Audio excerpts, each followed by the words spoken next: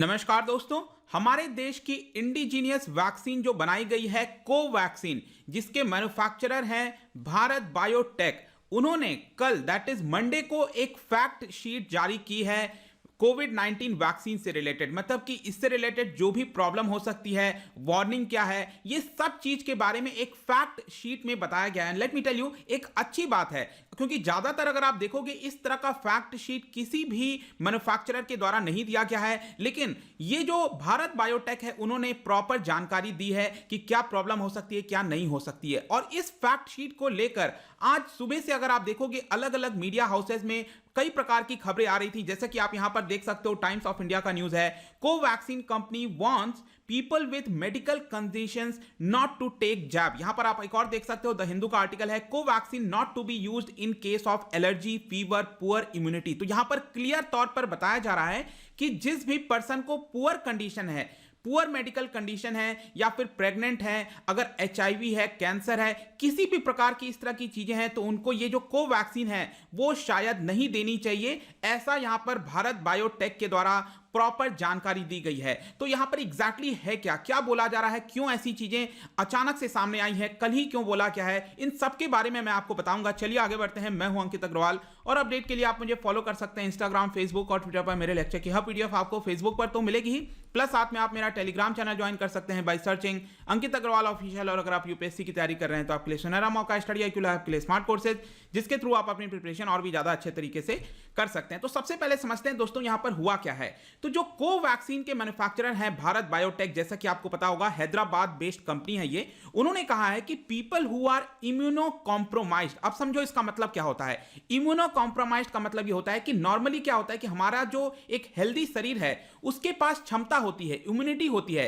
कि बाहर से कोई फॉरेन पार्टिकल अगर हमारे शरीर के अंदर एंटर करता है, किसी भी प्रकार का जर्म एंटर करता है, तो हमारी बॉडी सक्षम होती है उससे लड़ने में। लेकिन सपोज मैं कहता हूं कि अगर आपको किसी प्रकार की ऑलरेडी बीमारी चल रही है, कोई कैंसर है, कोई प्रेग्नेंट वुमेन है, तो क्या होता है कि आपके शरीर की ज्यादातर जो इम्यूनिटी है वो उससे लड़ने में लगा देती है, जिसकी वजह से क्या होता है कि आपके बॉडी की जो इम्यूनिटी है वो कॉम्प्रोमाइज हो जाती है, वो कम हो जाती है। तो उन सभी लोगों को यहां पर सजेस्ट किया गया है भारत बायोटेक के द्वारा कि जो कोवैक्सीन है वो आपको शायद नहीं लगवानी चाहिए। ऐसा सजेशन दिया जा रहा है, ये नहीं कहा जा रहा है कि आप मत लगवाइए, लेकिन सजेस्ट किया जा रहा है कि उन लोगों को नहीं लगवाना चाहिए। और यहां पर प्रॉपर फैक्ट शीट लॉन्च किया गया था कल भारत बायोटेक के द्वारा। आप यहां पर क्लियरली देख सकते हो, fact sheet for vaccine recipients and care givers. और यहां पर एक एक करके हम थोड़ा सा जान लेते हैं कि इस पूरे फैक्ट शीट के अंदर कौन कौन सी इंपॉर्टेंट चीजें कही गई। सबसे पहला यहां पर बताया गया प्रॉपर फैक्ट शीट के माध्यम से कि क्या चीज का प्रयोग किया गया है। मतलब वैक्सीन बनाने में आपने देखा होगा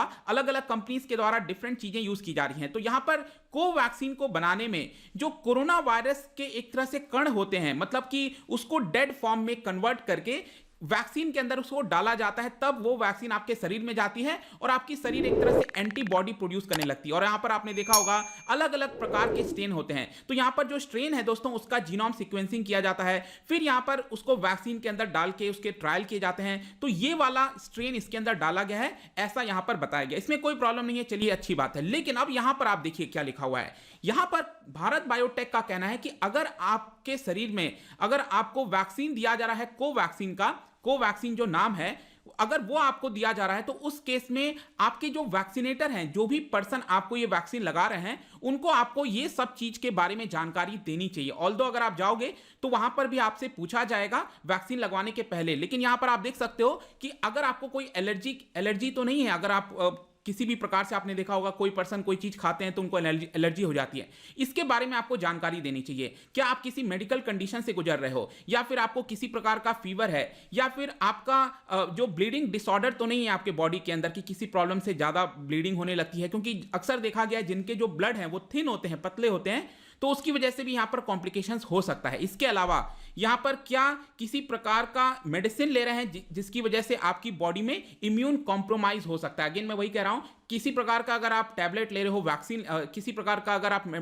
मेडिसिन ले रहे हैं जिसकी वजह से आपकी बॉडी की इम्यूनिटी कम हो सकती है, तो उसके बारे में भी आपको जानकारी देनी चाहिए।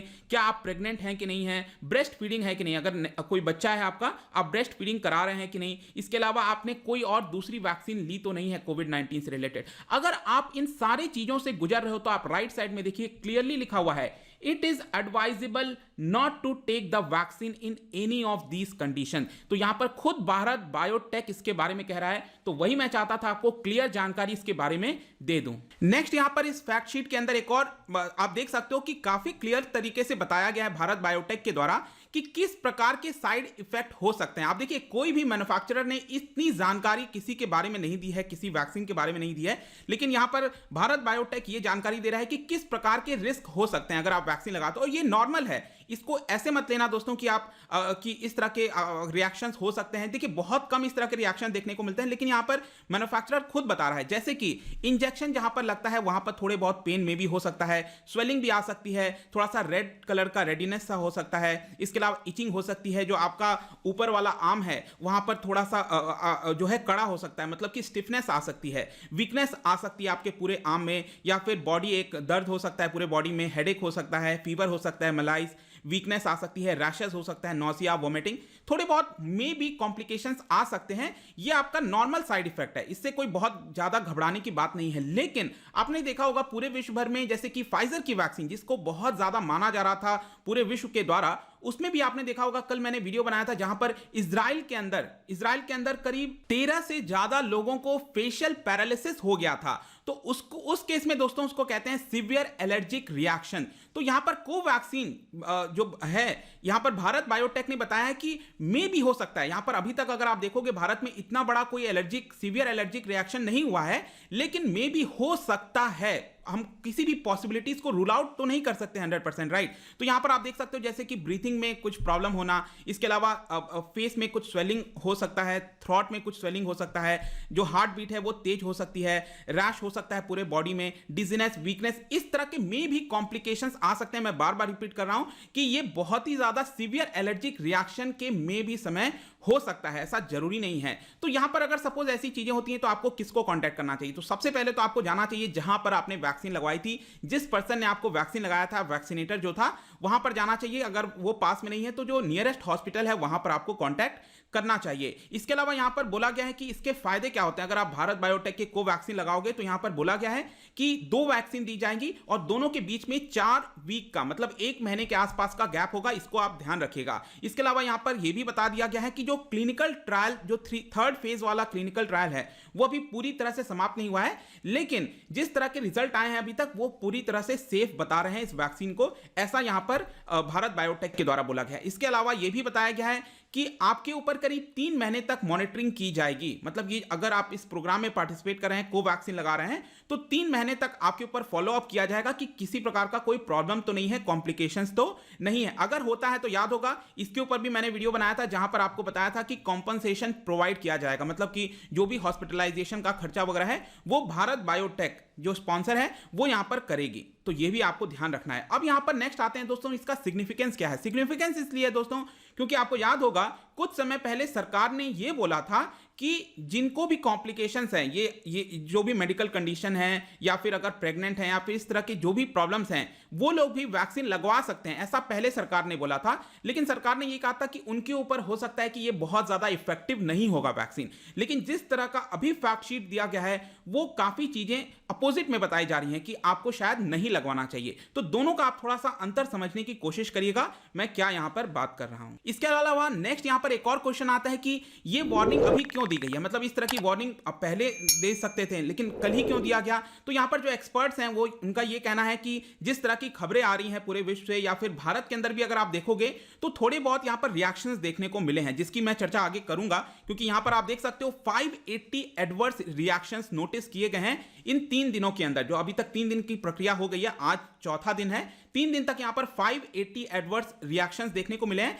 आप देखोगे तो अभी तक 3.8 लाख, मतलब 3,80,000 लोगों को वैक्सीन किया गया है। उसमें अगर आप देखोगे तो 580 एडवर्स रिएक्शन, और वो भी सभी माइनर हैं करीब करीब। यहां पर मुश्किल से 7 ऐसे लोग हैं जिनको हॉस्पिटलाइजेशन की जरूरत पड़ी है। तो ये इतना अगर हम पूरा आंकड़ा देखें, रेशियो देखें तो कोई बहुत ज़्यादा नहीं है। ये ठीक है, इतना थोड़ा बहुत होता रहता है। लेकिन यहाँ पर एक और खबर आ रही थी कि 2 लोगों की मृत्यु हुई है, लेकिन जिस तरह के पोस्टमार्टम रिपोर्ट आए उसमें यह बताया गया है कि इसका दूसरा कारण था। अब आप खुद सोच के देखो, 3 लाख 4 लाख लोगों को दिया जा रहा है। अब उसमें से हो सकता है कि ऑलरेडी कोई पेशेंट होगा जो कि ऑलरेडी बीमार होगा, कुछ प्रॉब्लम होगा, मे भी हो सकता है कि वैक्सीन नहीं दिया जाता तो भी उसकी मृत्यु हो सकती थी। तो यहां पर बोला गया है डॉक्टर्स के द्वारा कि वैक्सीन की वजह से ऐसा कोई भी डेथ हमें देखने को नहीं मिला है, ऐसा क्लियर तौर पर बताया गया। जहां तक 7 लोगों की बात है जो कि हॉस्पिटलाइज किए गए थे, 3 लोग दिल्ली के अंदर, जिसमें से 2 लोग ऑलरेडी डिस्चार्ज हो चुके हैं। एक पर्सन को मैक्स हॉस्पिटल में रखा गया है। कर्नाटका के अंदर 2 लोगों को यहां पर ऑब्जर्वेशन के अंदर रखा गया था। उत्तराखंड में भी जो एम्स है वहां पर एक पर्सन को हॉस्पिटलाइज किया गया था। छत्तीसगढ़ में भी एक पर्सन को हॉस्पिटलाइज किया गया था। तो ये थोड़ी बहुत एलर्जिक रिएक्शन और ये तरह की चीजें आ रही हैं। लेकिन ये जो मैंने वीडियो बनाया और बताया है आपको कि जिन लोगों को मेडिकल कंडीशन है, और जो मैंने अभी आपको एक्सप्लेन किया कौन कौन से मेडिकल कंडीशन, वो सभी लोगों को यहां पर ये वैक्सीन नहीं लगवानी चाहिए, ऐसा भारत बायोटेक का कहना है। तो इसको आप ध्यान रखिएगा, काफी इंपॉर्टेंट है। इसको आप ज्यादा से ज्यादा लोगों को भी बताइए इसके बारे में। आई होप कि इसमें आपको समझ में आ गया होगा। आप ध्यान रखिएगा, इसका मतलब ये नहीं है कि कोई और दूसरे लोग वैक्सीन ना लगवाएं, ऐसी कोई बात नहीं है। यहां पर सिंपली भारत बायोटेक ने अपने फैक्ट्स को रखा है। एक अच्छी बात है, मैं कहूंगा कि कोई कंपनी यहां पर क्लियर तौर पर चीजों को सामने रख रही है, लेकिन ज्यादातर कंपनीज ऐसा नहीं करती हैं। जाने से पहले दोस्तों मैं आपके लिए क्वेश्चन लेकर आया हूं। यहां पर आपको बताना है कि इन 4 डिजीज में से कौन सा डिजीज प्रोटोजोआ की वजह से होता है, प्रोटोजोआ की वजह से होता है, यह आपको बताना है। इसका जो राइट आंसर है दोस्तों मैं अपने इंस्टाग्राम पर तो डालूंगा ही, अगर आप इंस्टा पे नहीं हो कोई बात नहीं, टेलीग्राम से आप ले सकते हैं। मैं कई सारे एमसीक्यूज यहां पर डालता रहता हूं स्टोरीज के फॉर्म में, आप जाकर प्ले कर सकते हो। अगर आप मुझसे इकोनॉमी पढ़ना चाहते हैं, कोई भी कोर्स परचेस करना चाहते हैं, स्टडी IQ आप पर जा सकते हैं। आई होप की वीडियो आपको पसंद आया होगा। मिलता हूं आपसे next time. Till then thank you very much, see you soon.